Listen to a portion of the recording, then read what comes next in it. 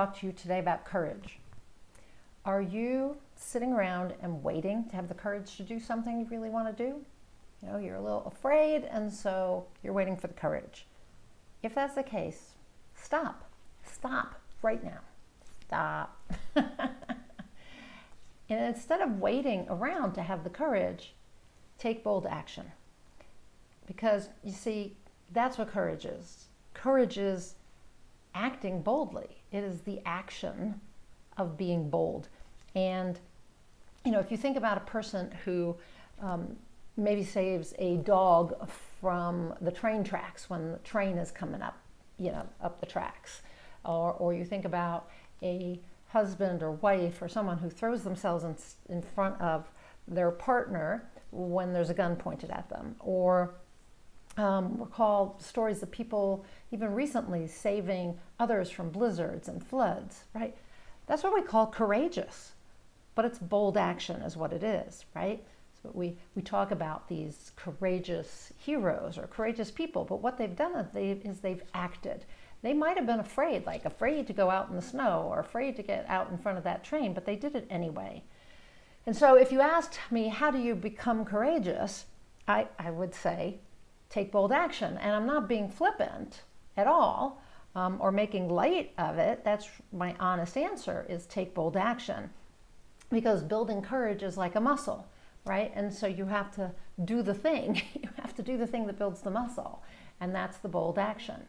So, you know, I can liken it to building muscle, like, you know, weightlifting, right? You start out small and you lift small weights, and then when you are stronger, you lift bigger weights, right? And so you'd have to ask yourself, you know, what feels like a stretch for you? What gets you out of your comfort zone, but is a little bit scary? And maybe that's, you know, a new diet or exercise program.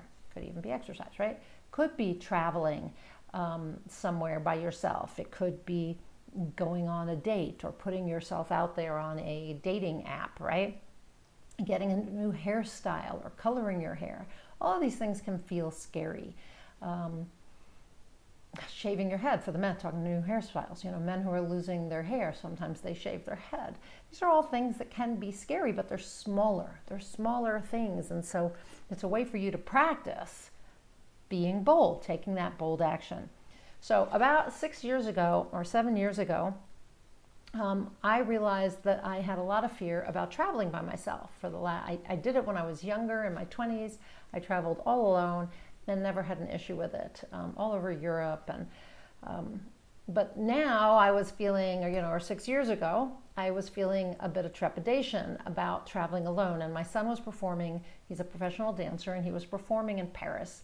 And he was also going to be performing in Germany, but my husband and I couldn't coordinate the times. Like, I couldn't go when he was performing in Germany, and he couldn't go when my son was performing in Paris. And we didn't really have the money to do 2 trips anyway, like both of us going. So 4 airline tickets, right? And so I decided I would go to Paris, because it had been since I was in my 20s that I went to Paris. And I go to Germany all the time to see my son. So, I mean, not all the time, but anyway. So I decided to go to Paris by myself, and this was a big thing for me because I was really worried about traveling alone. My husband's been traveling with me abroad for the last 30 years, 30 plus years. And so I don't know that we traveled abroad quite that long, but once my son got to Europe and whatever. Anyway, I was worried about getting through customs, about finding my way through the airports, about issues with language and understanding people. I was worried about eating out alone and ordering from the menu and getting around Paris, finding my hotel, all of it. It was all scary to me. And but I did it. I went and I did it, and everything was okay. And I proved to myself that I could travel alone without my spouse, and I could navigate new situations, and I could be courageous. So it was every day in Paris was like little bold actions all the time. So you don't have to do something that big. But the key is that to become courageous, so you don't just have to do the bold actions, you actually have to trust, right, that everything's going to be. And if you don't, be okay. And you have to trust yourself that you can do it, right? And if you don't trust yourself that you have the capacity, then it's going to be more of a challenge for you. I had to, on some level, trust that I could handle a European trip all by myself. But I had done it before, even though I was younger. So I had some proof. I had a little bit of a track record that I could do it. But what if you don't have a history? What if you don't have a track record of doing the thing you're scared about? Again, start small. Trust isn't automatic. You have to do things to build up trust, right? And so to earn your trust. So what could you do that's slightly courageous? What kind of bold action could you take that demonstrates that you're trustworthy?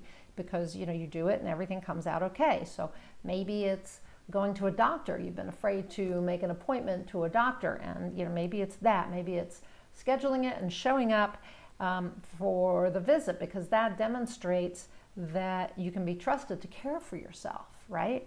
And to follow through on the promises you keep to yourself, to have self-integrity.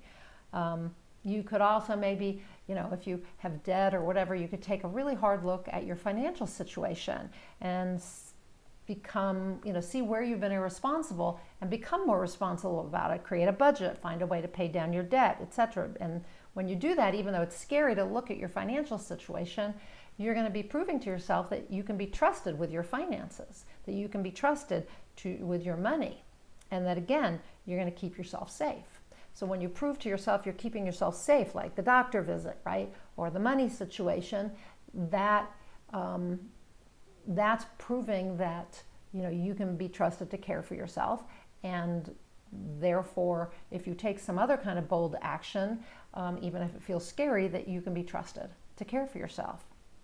One of the things I always hear in personal growth circles, when somebody says, go do this thing that's a little bit scary, is people will come back afterwards, and the coach will always say, well, and did you die?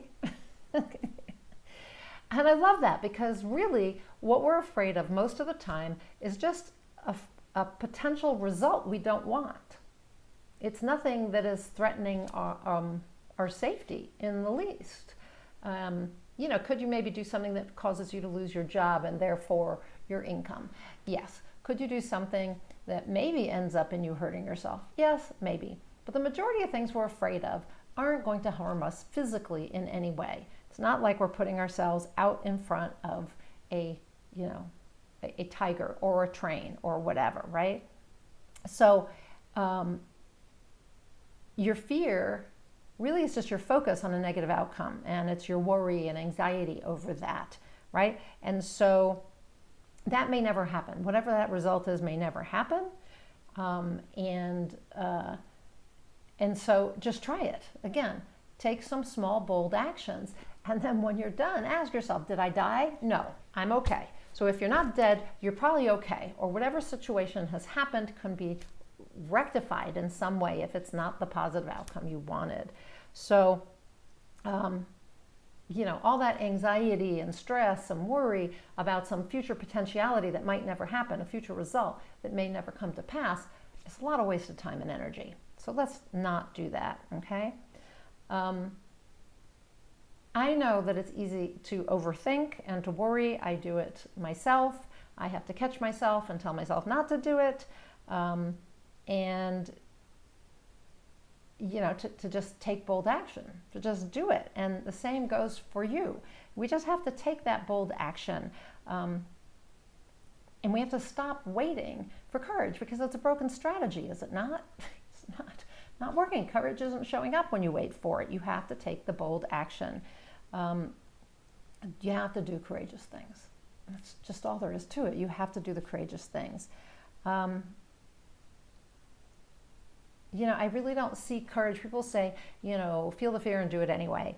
It isn't really about moving through fear. It's about feeling the fear and not letting it stop you from doing what you want to do.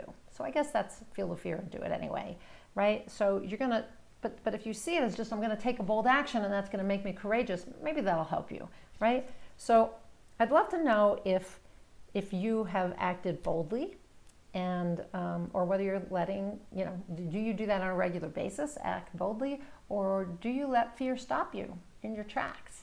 Or are you waiting for courage to do something? So again, stop waiting. Begin doing something. Exercise that muscle little by little, okay? So leave me a comment down below and let me know. Are you waiting for courage, or are you acting boldly? And what are the results you're getting by acting boldly if that's what you're doing? I really, really would love to know. So that's your challenge for this week, okay? Go out there and act boldly. Be courageous. Be a courageous person. I'm Nina Amir. I'm the Inspiration to Creation Coach. I am a transformational coach, an intuitive transformational coach. I help people get from where they are to where they want to go in a variety of ways. Sometimes it's about combining their passion and their purpose so they get inspired, take inspired action, and get inspired results. Sometimes that takes bold action too. Also, I help people step into being that best self we hear about all the time. Help them move towards being the type of person who can do the things that helps them create whatever they want. So to get from point A to point B, you have to be the person at B.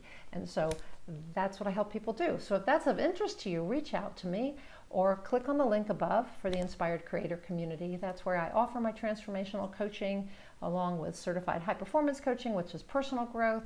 So I'm offering personal and spiritual growth combined because that's who you are. The entirety of who you are is a spiritual being having a physical or human experience. And so we have to address both aspects if you want the transformation that you really desire. And so if you want to change into the type of person who can create the life you want, a life that I call one that feeds your soul, right? And where you have no regrets, you have to transform yourself into that person who can have that. And that's what I'm passionate about, helping you create. So, or helping you do, helping you be. So if that's of interest to you, click above, Inspired Creator Community. If you want to work with me one-on-one, of course, go over to my site, ninaamir.com, and email me through the contact form, or just nina@ninaamir.com. Till I talk to you next time, go out there and achieve more inspired results.